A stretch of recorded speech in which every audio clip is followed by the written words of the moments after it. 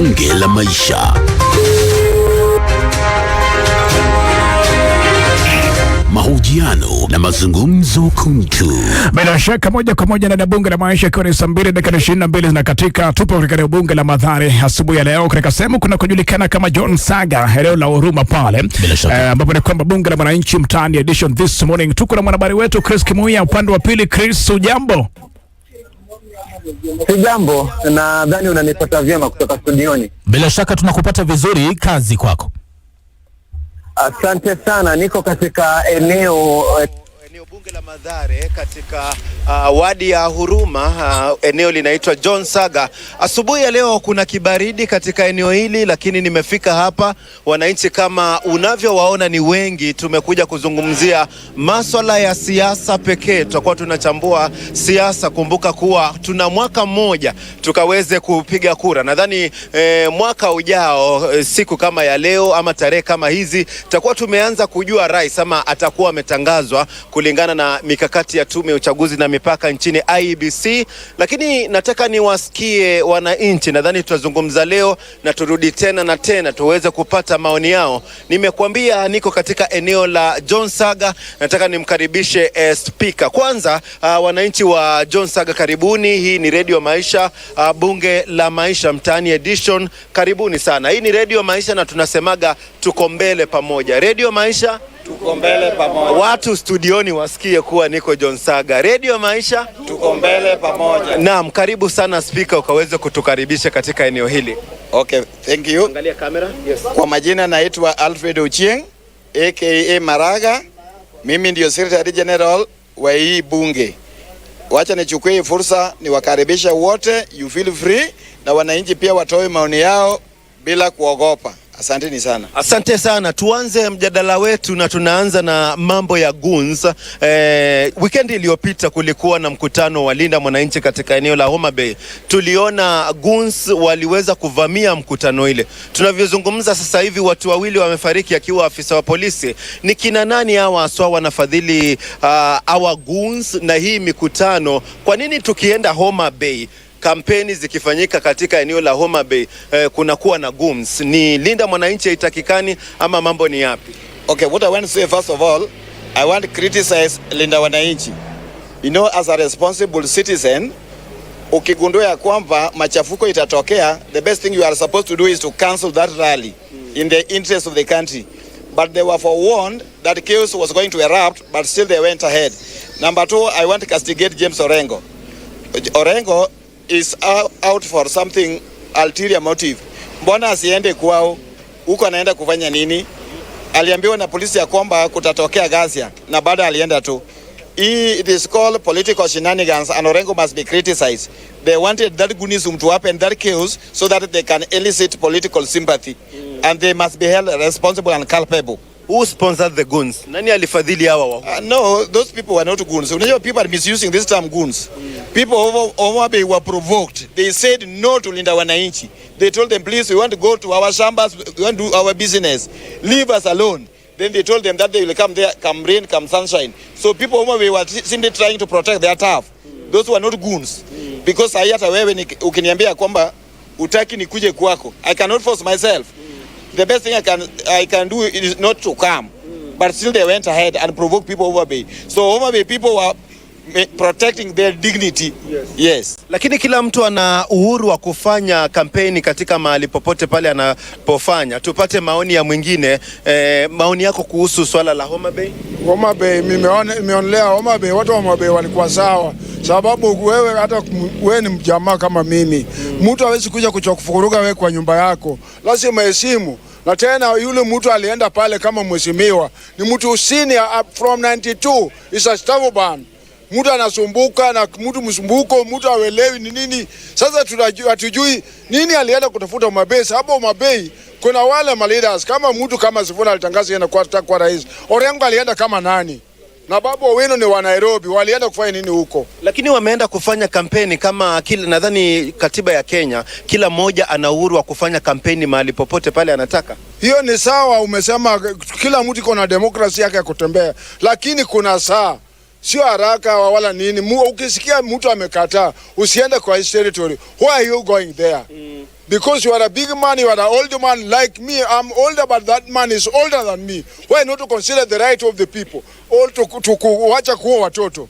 Siku ya jana Kaluma, mbunge wa Homa Bay mjini Kaluma, alisema kuwa Linda Mwananchi ndio ilifadhili wale goons. Akatoa madai kuwa rais mstaafu Uhuru Kenyatta alitoa pesa za kulipa goons. Labda unakubaliana na Kaluma kuwa upinzani unafadhili goons kupiga mikutano yao ndio wapate huruma za kura ama ile sympathy of votes? Hapo wako right. Yes, tupate huyo. Kwa majina naitwa Aduda Genzi. Mimi ni former youth leader wa John Saga hapa, bunge la wananchi. Tena saa hii mimi ni great supporter wa James Agri Bobo Orengo. Na mimi unataka niongelee kuhusu goons. Uliona mashambulizo. Maneno ya Homa Bay imenishangaza sana. Juu mimi kama supporter wa James Orengo, si kwenda pale kama goon. Nilienda kama supporter wa James Agri Orengo. So nilimshindikiza kwa nini yake nyalienda huko Homa Bay. Na tulipofika huko tuliona mimi nilikuwa Homa Bay kama supporter wa James Agri Orengo. Okay.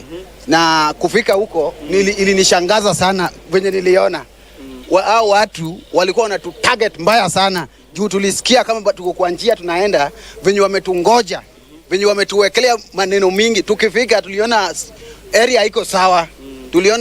Tulifika pale Sondu ilikuwa inachomeka mbaya sana. Hapo Sondu ndo tulianzia kuona mabadiliko. Tukienda hivyo venye tunaenda hizo center sijui venye ziko. Kufika Yugis tulipata kama walivamia maduka mingi. Kuna report nyingine ya soda walimwaga kila nini kwa barabara. Nani alifadhili hawa goons? Mwenye alifadhili magoons kulingana na venye mbunge wa Homa Bay Town Peter Pondo Kaluma alikuwa anaongea.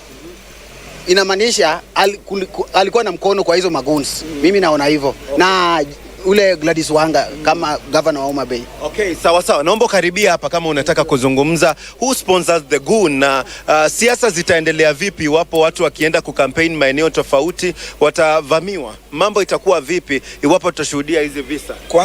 Kwanza kwa majina mimi ni Daniel Otieno. TikTok ukienda utanipata na Linda Ground. Sasa mimi nikiongea siasa ya Homa Bay. Siasa ya Homa Bay. Wengine wanajaribu kuweka watu wa Homa Bay kama goons. Hakuna venye mtu atakuja kwenu ama akuje kwako aanze kukutuzi akiwa ameanza kukutuzi one week back. Anakutuzi alafu mzeme ulimwambia ukikuja kuja tu pole ufanye kampeni zako na urudi pole. Wewe tena ukifika pale ushaachiwa uingie tena unaanza kutusi watu. To me, mimi nilikuwa wenye wale sponsored goons ni none other than Babu Owino and his team. Cause kuna mali tuliona Babu Owino wakiwa kwa gari na wenye walikuwa nayo vijana wenye walikuwa nayo walikuwa na panga na rungu. Kuna mali Orengo alijitokeza akiongea na goons zake. Goons walikuwa nasema tuende tuvamie hao watu. Haya, Babu Owino pia alikuwa nasema ruzia hao mawe wako nyuma. Kama we ni a leader, wako wachache sijui wako 30. Kama we ni leader, a good leader, why you are forcing yourself where you are not being wanted? Juzi kwa nini hii ya we are meddling on this issue of Homa Bay. Yet pale hapa Nakuru Gachagua alichapwa. Haya, hapa haijaongelelea Nakuru Bomet alichapwa Matiang'i. Bomet ni Matiang'i, Nakuru Gachagua. Nyahururu Kang'ata alipigwa na watu wa Gachagua. Hii haikuongelelea. Ya tatu. Huyu Babu Owino jana nilisikia akiambia vijana Wajaluo wenzake ati twende tu attack wale. Yet he was the first person to announce in public jina ya Wajaluo ati nani Otieno ameizi Nyalenda Simba na anaishi Nyalenda Nyaori, anaishi Mama Safi, anaishi pale anaishi Konambuta, anaishi Sije. Hizo vitu kama hayo tunakemea. Cause kama unaenda kupiga siasa yako wanasema kwa kuna spirit ya baba. Spirit ya baba iko ya matusi. Okay, sawa. Naomba tupate huyu mwingine. Unadhani kuwa maeneo mengine wanasiasa wataweza kutembea maeneo mengine kufanya kampeni za amani ikiwa haya masuala ya guns watu wanaenda na kushambuliwa? Shukran. Kwa majina naitwa Calvin Somonde aka Ward Kasipul kwa majina yanayojulikana. Nikiongea kwa siasa ya maguni yenye tuliona inatendeka, ni maneno tunakemea. Tunaomba usawa katika nchi yetu, lakini ile tuliona katika gatuzi letu la Homa Bay halikupendeza katika moyoni wetu. Haswa kwa vijana huwa nasema tusikubali kutumiwa. Na nataka kuambia ndugu yangu Babu Owino, ni kijana mshupavu, kijana mwerevu, na tuko na imani vile yako na ndoto ya kuunganisha Wakenya. Lakini ile nguvu aliongea katika ile rally ya Homa Bay halikutupendeza hata kidogo. Kuambia vijana tuendeni pale tupige hawa watu, inaashiria nini? Ni yeye alishajiandaa kwa vita. Ile haikuwa rally. Ile ilikuwa goons versus goons, I can use that word now. Ile haikuwa rally ya wananchi. Ile ilikuwa enda kupimana kimambavu. Kwa sababu sisi kama raia tumekaa chini, nilisikia mahali hiyo, sitasema nikiogopa. Sifuna akiambia Babu tusiingie katika Homa Bay town, lakini Babu alisindikiza lazima tuingie. Inamaanisha alijua kitu anaenda kufanya. Na mimi naambia vigogo zetu na haswa katika hii bunge letu la John Saga, tusiangalie pande moja, lakini tusimame na serikali yetu ambaye hata William Samoei Ruto anajua katika idara yake kuna usalama ya security inafaa iangalie. Si mtu akitoka anaongelea maneno ya rais wetu mpendwa. Katika rais huwezi muongoja kuja kupe security katika mlango yako. Na mimi ninasema kama siogopi, nasimama katika mbele ya hii media kama youth leader hapa John Saga. Tusimame imara kama vijana. Tusikubali unatolewa hapa Nairobi unaenda Homa Bay kama wale walishikwa katika barabarani na panga. Mnataka kutuambia Kaluma ni wa Nairobi County, Wanga anatoka Nairobi County, na hao walihaya gari. Tunataka kusema nini? Mimi nasema tukue na upendo na tusiogope. Kama ni maneno ya kusema ukweli tutaongea. Na hisia Babu Owino, tafuta jamii ya Wajaluo, ungena ya wao na uombe msamaha kwa tendo uliofanya katika gatuzi la Homa Bay. Asanteni sana. Tukisalia katika swala hilo, naomba tupate mwingine.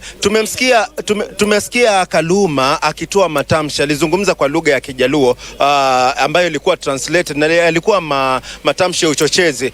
Tumeona kuwa ameweza kuitwa kuwe summoned. Unadhani kuwa viongozi wenyewe wanachocheana kuweza kuzua hizi vurugu? Manake mmemtetea mkasema ni Babu Owino, Kaluma hajahusika kwa hili. Mnadhani kuwa si viongozi wenyewe wanachocheana na asasi za usalama kiwemo wizara ya usalama wa ndani ikiongozwa na Murkomen inafanya kazi yake? Ndiyo, mimi kwa majina naitwa Beatrice Oteyo. Ongeza sauti kidogo. Kwa majina naitwa Beatrice Oteyo, natoka Ruaraka constituency, Utalii ward. Mimi naweza sema hivi, kwa ile kitendo ilifanyika Homa Bay, sisi kama wamama tunalia. Tena sisi ndio tunaumia. Juu vijana wetu ndio wanatumika pale kuenda kutoa vurugu. Mimi naweza ongea na wakubwa wetu kuanzia juu mpaka chini. Tukae chini tuzungumze kwa ile jambo saa hii imetokea tena inafanyika. Haionyeshi picha mzuri kama sisi wa Nyanza tumeanza kuvurugana, tunapigana sisi wenyewe kwa wenyewe. Tunajiingiza kwa kitendo kibaya, tunatumika, vijana wetu wanatumika, wanaumia, vijana wanakufa, na sisi wamama wadogo wanabaki wajane. Hiyo haitufurahishi kama sisi kama wamama. Viongozi wetu ndio wanahusika kwa hizi jambo lote inafanyika. Unakuta hii kitendo kenye kilifanyika Homa Bay walianza kupanga karibu miezi mbili iliyopita. Unakuta kila dakika wameita press. Kila dakika wameita press. Hata wewe ukiwa kiongozi na uko kwa area yako, ukiona watu wengine wanakuja kupanga rally kwa area yako, umeona wanaitana wakizungumuza kuhusu hili jambo, mara wanataka kuenda Homa Bay, hivi na hivi inakuwa, mara gunsi imeshawekwa huko, mara nini. Na hata ukiona hizi katika runinga zetu, hizi ma TikToks, ma Facebook, tunaona venye walikuwa wamekaa na vijana, wakifund vijana, wakiinulia vijana silaha ambayo sio mzuri. Mimi kitendo kenye kilifanyika Homa Bay, mimi kama mama haikunifurahisha. Juu pale sisi kama wamama ni viongozi wa Homa Bay.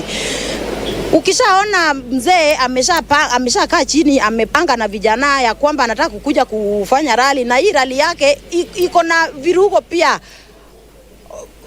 hiyo maneno sisi kama wamama haikutufurahisha. Okay, asante. Naomba tuzungumzie swala lingine la siasa. Na karibia hapa, alafu uangalie kamera pale. Naomba tuzungumzie swala lingine. Tumeona juzi watu wanatoka UDA wakiwa watu maarufu kama Ndindi Nyoro wameenda mlimani, wameunga chama chake. Watu wanasema Ndindi Nyoro ni mole na ameleta nguvu katika upinzani. So, maoni yenu ni yapi kuhusu upinzani, watu kutoka UDA ama kutoka broad based na kuingia upinzani? Kwa majina naitwa Frederick Ochieng. Jina ya bunge naitwa Ganya Kwardayo. Mimi kulingana na hii shift ya watu wameanza kushift kwa mrengo tofauti tofauti, sio jambo geni. Hiyo ni kitu imekuwa ikifanyikaga kila mara. Ukiangalia history ya politics ya Kenya, ni vigumu sana watu wenye wameenda kwa chama moja kwa uchaguzi mwaka huu tena warudie na hiyo chama hiyo mwaka ingine. Ni Nyanza peke yake hiyo kitu huwa inafanyika. Katika Mlima Kenya, hii mambo ya freedom of association ni kitu ilikuja na wali embrace mapema sana. So hata sisi watu wa Nyanza inafaa tuige hiyo mfano. Ukiangalia pande ya kwetu, pande ya Nyanza, saa hii ukifanya kitu kama hiyo Ndindi Nyoro alifanya juzi, unakemewa na jamii. Unaona, hata inafaa wewe kwa nyumba yako uhamishwe na ukoo yako yote. Juu sasa ni kama umefanya kitu sacrilege. Lakini kwa uko jamii zingine kama hiyo Mlima Kenya ama Western, ni kitu imekuwa jambo ya kawaida. So mimi naomba tu Ndindi Nyoro venye amefanya asiback down, aendelee tu na kumobilize watu waingie kwa hiyo chama yake, ili ikifika election ya 2027 iwe nguvu ya DCP pia imekuwa neutralized kidogo. Sawa. Naomba tupate mama hapa. Unadhani kuwa Ndindi Nyoro kuingia upinzani labda ni itapatia nguvu upinzani na itamfanya Ruto one term kama vile wanavyopendekeza? Mimi kwa majina naitwa Nyanchira Nyamao, lakini mimi na huzuni, hata wacha hizo watoto wetu, mavijana wetu. Juma vijana wetu ndio wanatumwa, akipatiwa 1,000, akipatiwa 2,000. Sisi tumebaki yatima sasa. Hatuna mavijana sasa. Wote wameshikwa, wote wanauliwa. Sasa hata tujui mahali tunaenda hapo, mahali tunatoka. Kina nani wanawapatia vijana 1,000? Watu wa upinzani, wakupinzana, maana nataka tututa, maana nataka tu one term. Sasa naona mavijana wanaenda, sisi tunabakia hivyo. Sasa sijui tutaelekea wapi, tutafanya nini? Hila Mwenyezi Mungu. Sawa, tuzungumzie swala la Ndindi Nyoro na kuama kwake. Unadhani ni mole, labda wanasema ametumwa na Rais William Ruto kwenda pale kuneutralize nguvu ya DCP katika eneo la Mlima Kenya na kushikia hivi? Mimi kwa majina naitwa Isaac Keriba. Kwa maoni yangu, kulingana na mambo ya siasa ya hii nchi yetu ya Kenya, tunaelewa ni mambo na mfumo. Inaenda na wakati. So wakati kama huu, kama Ndindi Nyoro amechagua kwenda kwa pande hiyo ni maoni yake na inakubalika. Ile kitu mimi naweza sema, sisi kama Wakenya, sisi wote ni jamii moja, tuendelee kushirikiana pamoja. Mambo ya ukabila, ndio najua Kenya hapa tuko kabila mingi. Na kwa vile tuko kabila mingi, kila mtu ako na maoni yake. Kwa mtu ameamua kuama kuenda chama kingine, aenda kuunda serikali yake, yote ni sawa. Hiyo serikali yote pate itakuwa yetu. So ile kitu napendelea kusema, wanasiasa waache kutumia vijana wetu vibaya. Na vijana wetu hata kama kuna umaskini kiasi gani, tafadhali tu cool down. Tuende pole pole ndio tuweze kufika mahali tunaelekea. Unadhani Ruto atafanywa one term na hao watu wa upinzani kutoka eneo la Mlima Kenya kuweza kujiondoa kama Ndindi Nyoro vile uliona? Na Ndindi Nyoro watu wanasema ni mole, ni ukweli labda ametumwa na Rais William Ruto kwenda kuneutralize DCP pale Mlima Kenya? Asante sana. Mimi Nyaduda Gen Z Tena nataka kuambia hii maneno venye naona kianza imeanza hivyo na itakuwa hivyo. William Ruto amejikosea yeye mwenyewe, na kujikosea kwake unaona sasa Mount Kenya inateleza.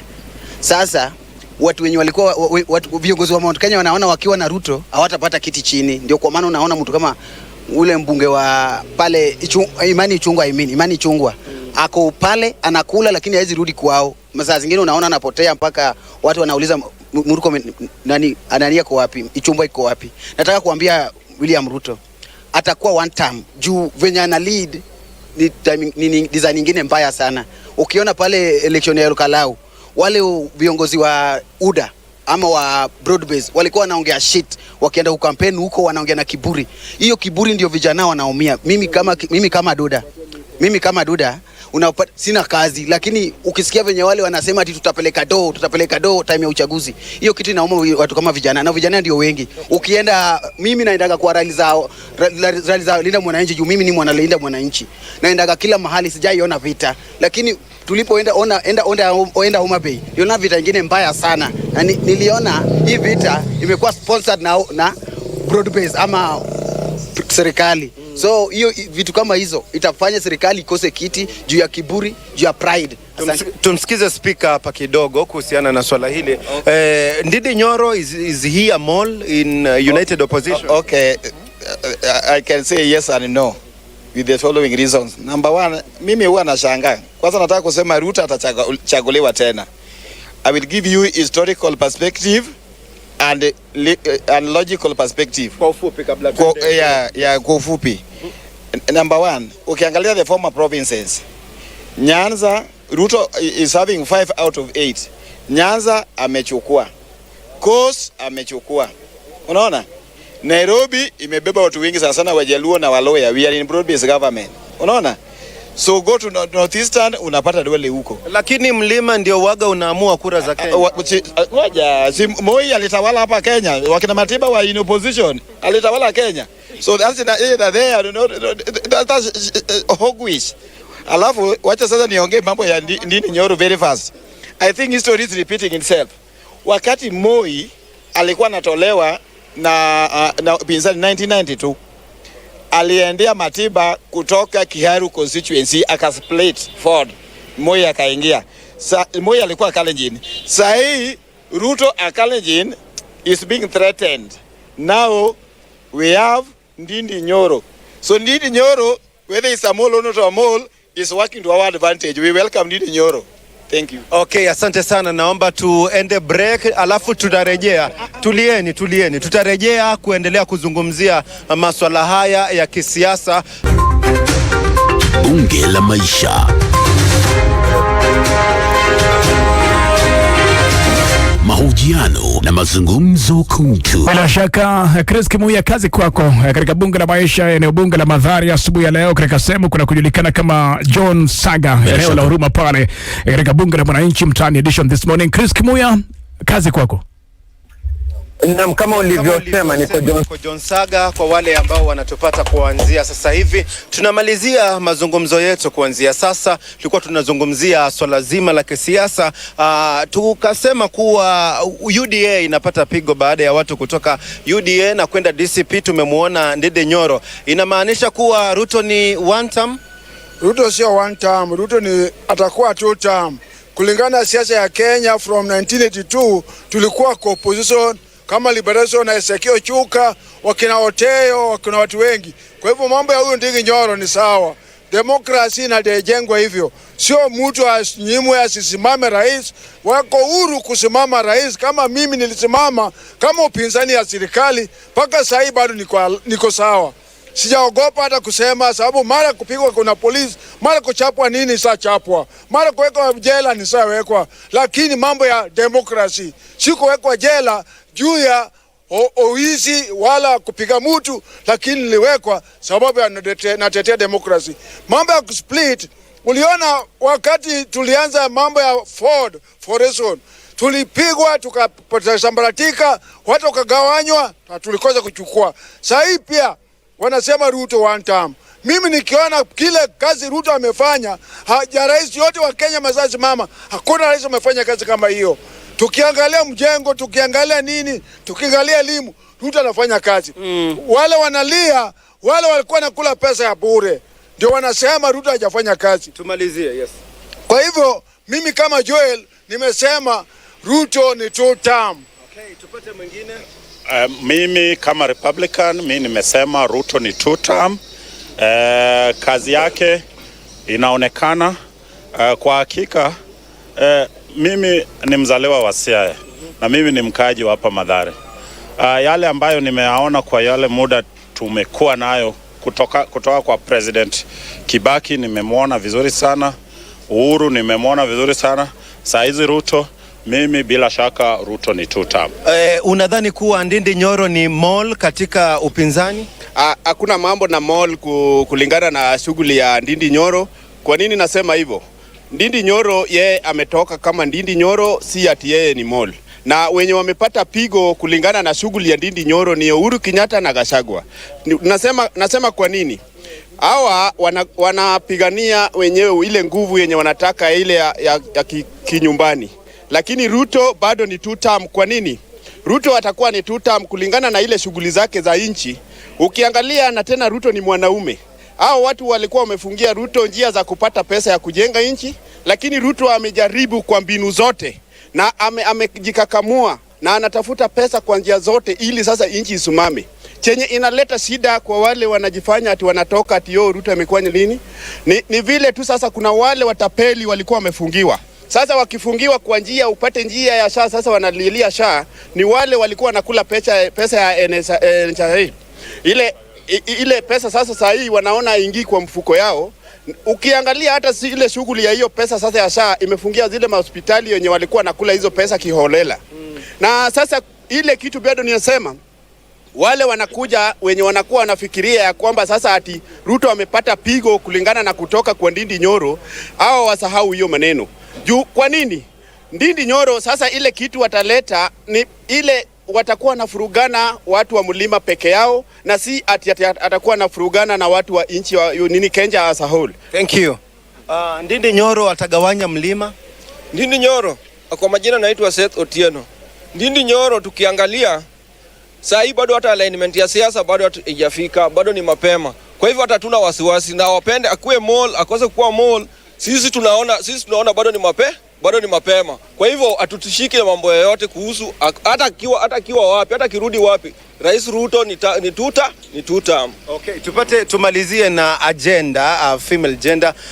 Kuhusu masuala ya upinzani, unaona kuwa watu wanatoka serikali wanaongea upinzani. Unadhani hili jambo litaweza kumbabaisha Rais William Ruto? Mimi kama mama nasema jambo hilo iwezi kubabaisha rais wetu Ruto. Ruto ni 2 term. Raundi hii wa Kenya wameamua na wamejitokeza, tunachagua kiongozi kulingana na kitendo kenye umefanya. Sisi kama wamama tunaona vile president wetu anafanya kazi. Ukiangalia barabara zimetengenezwa, walimu wameajiriwa, wanajeshi wameajiriwa, usalama wa security iko sawa. Mimi sijawahi ona president mwenye anafanya kazi kwa miaka 4 kama President Ruto. President Ruto ameinua wa Kenya, amepea vijana pesa ya biashara, hospitali zinaendelea, SHA amefungua inaendelea. Mimi nataka kuongea na wale watu wenye wanasema mara Ruto ni 1 term. Saa hii hao watu wako na uchungu ndani ya moyo wao.